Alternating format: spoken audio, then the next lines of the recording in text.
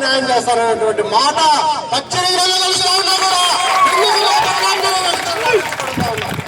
మరి అదేవిధంగా ఈ కూటమి ప్రభుత్వంలో ఉన్నటువంటి మరొక పార్టీ అయినటువంటి జనసేన పార్టీ మనం ఉన్నటువంటి డిప్యూటీ సీఎం పవన్ కళ్యాణ్ గారిని కలిశాం.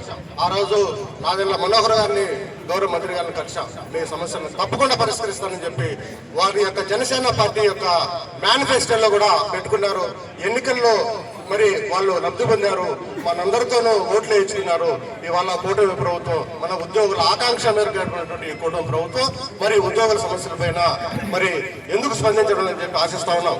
మనం మరి నిన్నగాక మననే మనం ఈ యొక్క జనసేన పార్టీ నాయకులు అనేటువంటి మంత్రి గారు గౌరవ మంత్రి గారు నిర్మల్ మన మనోహర్ సార్ గారిని కలిస్తే ఆయన మీ యొక్క సమస్యలపైన విఆర్ఏ జేఏసీగా మీరు ఏర్పడినందుకు మీ అందరికి కూడా అభినందనలు.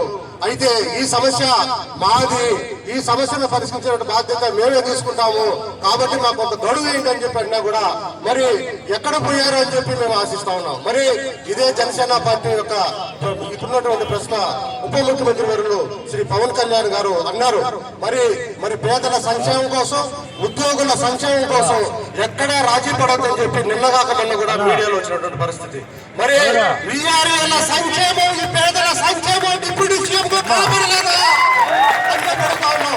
మరి మేమంతా పేదలు, అత్యంత వెనుకబడినటువంటి కులాలకు చెందినటువంటి వారు, మా పైన మీకు న్యాయం లేకపోతే ఇంకా ఎవరిపైన ఉందని చెప్పి మనం మీకు తెలిసారు కావడం. మరి ఈ కుటుంబ ప్రభుత్వం ఉన్నటువంటి ఈ యొక్క ముఖ్యమంత్రి గాని ఉప ముఖ్యమంత్రి గాని ఇవాళ ఉన్నటువంటి యువ నాయకుడు నారా లోకేష్ గారు కూడా మనకు ప్రత్యక్షంగా మన అంజన్నకు ఇదే కర్నూలులో ఇదే మన ఆంధ్రప్రదేశ్ లో ప్రత్యక్షంగా విఆర్ఏలకు మాట ఇచ్చారు. మరి ఆ మాట మధ్యలో నిలకడేసినా కూడా ఏమైంది? మళ్ళీ మన 2 సార్లు లోకేష్ బాబు గారు కలిసాం, నాకు ఇంకా గడువులు ఉండి అని చెప్తున్నారు. మీరు విదేశాల్లో తిరుగుతున్నారు, మేమేమో గ్రామాల్లో తిరుగుతున్నాము, మా కుటుంబాలు మాత్రం లోకేష్ బాబు గారు. మరి మీరు కూడా యువతే కదా, ఇక్కడ చదువుకున్నటువంటి యువత వచ్చారు, ఉద్యమాలు వచ్చారు. మరి యువకులైనటువంటి మీరు యువకులు కలిగినటువంటి ఈ రాష్ట్రంలో కలిగినటువంటి యువ నాయకులు లోకేష్ గారు, మా పైన మీరు ఎందుకు జాలి కలగడం లేదు, మా సమస్య పైన మీరు ఎందుకు స్పందించడం లేదని చెప్పి మనం ఇవాళ మరి ఆ యొక్క మంత్రి గారిని మనం అడుగుతా ఉన్నాం.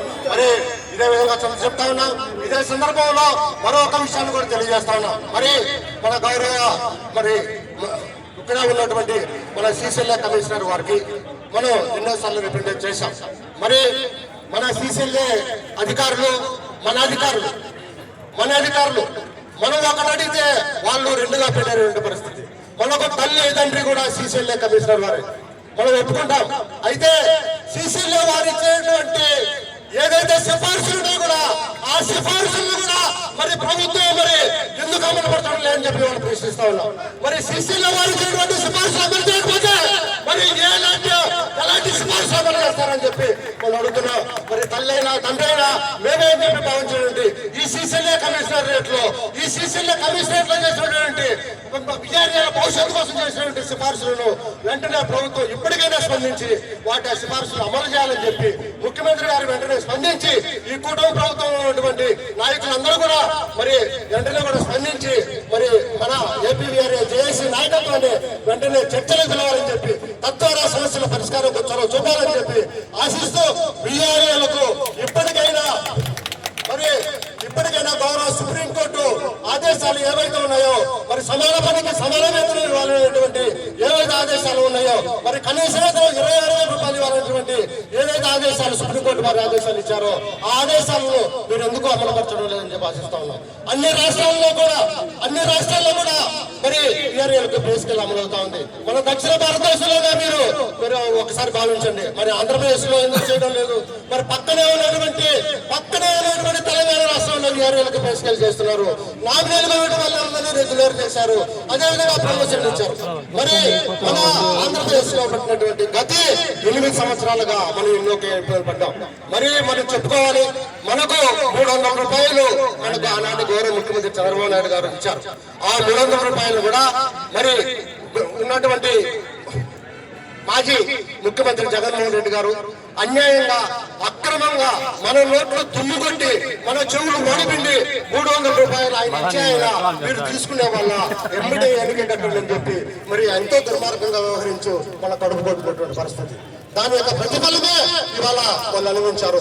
ఈ ఆలోచన హెచ్చరిస్తా ఉన్నాం. అదే కాదు ఈ ప్రభుత్వాన్ని కూడా పోరుతుందని చెప్పి హెచ్చరిస్తా ఉన్నాం.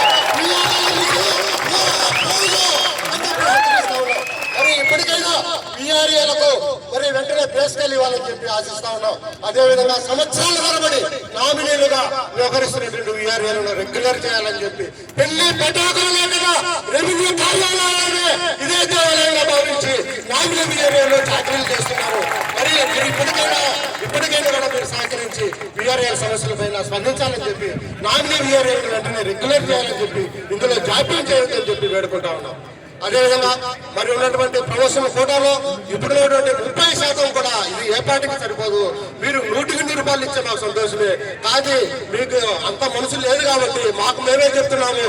మీరు కనీసం 30% నుంచి 70% ప్రమోషన్స్ ఇవ్వాలని చెప్పి ప్రమోషన్ కోటాలు పెంచాలని చెప్పి తద్వారా మా కుటుంబాలలో మీరు వెలుగు నింపాలని చెప్పి ఆశిస్తా ఉన్నాం.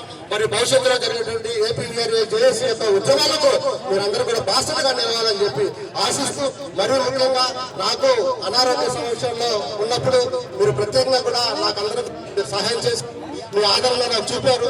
నాకు ఆరోగ్యం బాగుండాలని చెప్పి నేను ప్రాణంగా బతికిరావాలని చెప్పి మీరందరూ చర్చికి వెళ్ళారు. మీరందరూ కూడా చాలా మంది మసీదులకు వెళ్ళారు, చాలా మంది గుడులకు వెళ్ళారు.